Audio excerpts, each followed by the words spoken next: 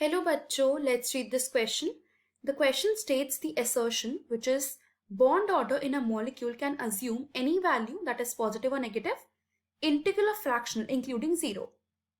Reason it depends upon the number of electrons in the bonding and anti-bonding orbital. Option A, both A and R are true and R is the correct explanation of A. B, both A and R are true but R is not the correct explanation of A. C, A is true but R is false. D, A is false but R is true. E, both A and R are false. Let's understand this question with the basic key concept. So in this question, सबसे पहले we'll understand about the bond order. So bond order होता है कि कितने number of bonds present है between the two atoms.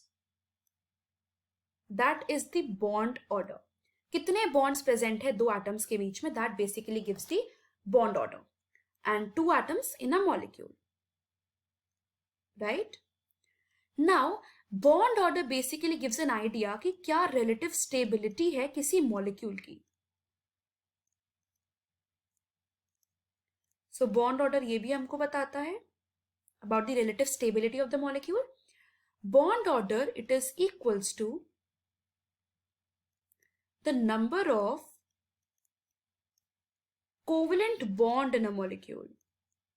कितनी number of covalent bond होंगी या कितनी bond होंगी between the two atoms in a molecule, that is equals to the bond order. So number of covalent bond in a molecule.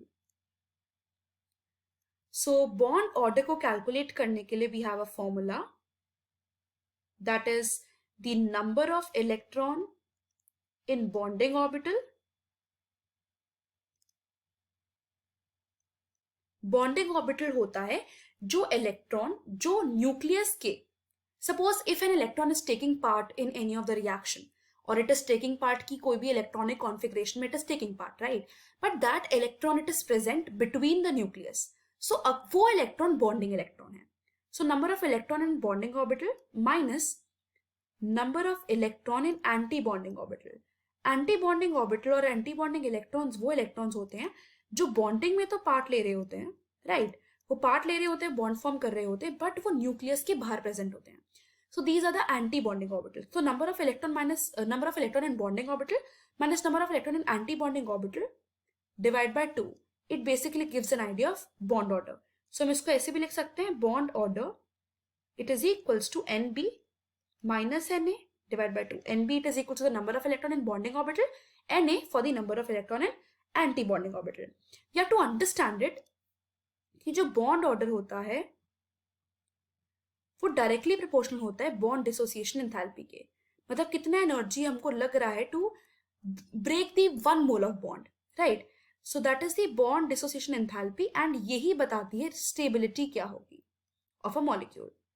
So it is directly proportional to the bond order and bond order is also directly proportional to inversely proportional to bond length. So जितनी ज्यादा bond length उतना कम bond order.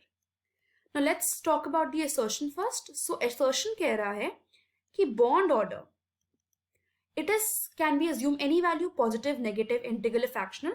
तो हमको ये पता होना चाहिए कि अगर bond order let's just write it as BO, अगर वो positive आ रहा है इसका मतलब हमारे पास molecule it is stable,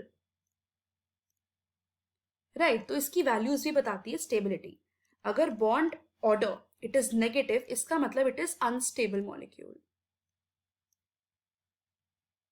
So bond order integral हो सकता है. So it can be integral or it can be fractional, right? But it can't be negative. वो negative हो ही नहीं सकता. क्यों? हमको ही पता है. हम सबसे पहले ना bonding electrons को fill करते हैं. जब भी molecular orbitals को fill करा जाता है पहले bonding electrons को fill करते हैं then anti bonding को fill करते हैं. So for that हमको पता है कि हमेशा bonding electron किसी भी electronic configuration में हमेशा ज़्यादा होते हैं than anti bonding electrons. Right, क्योंकि एंटी बॉन्डिंग ऑर्बिटल्स भी कम है और उसको हम बाद में फिल करते हैं सबसे ज्यादा. तो जितने भी होते हैं वो पहले बॉन्डिंग इलेक्ट्रॉन्स में घुस जाते हैं देन एंटी बॉन्डिंग्स की बारी आती है.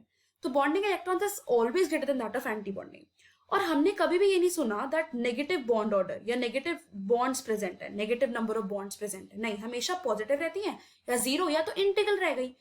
इंटीग्रल भी तब होती है जब रेजोनेंस का सीन आता है. Hence bonding electron हमेशा ज्यादा होंगे than anti bonding and we don't have negative number of bonds, right? तो negative तो कभी हो ही नहीं सकता, right? So it can be negative but it can be integral, वो positive हो सकता है, वो zero हो सकता है. Hence assertion is wrong. Why? क्योंकि negative नहीं हो सकता. So let's talk about the reason. Reason बोल रहा है that it depends upon the number of electrons in the bonding and anti-bonding orbitals, right? हमने देखा bond order किसके equal है? NB minus NA by 2. So properly dependent है कि कितने नंबर ऑफ ऑर्बिटल्स बॉन्डिंग में प्रेजेंट है या कितने number of electrons anti bonding में प्रेजेंट है. It is totally dependent, right? So reason is true but assertion is false.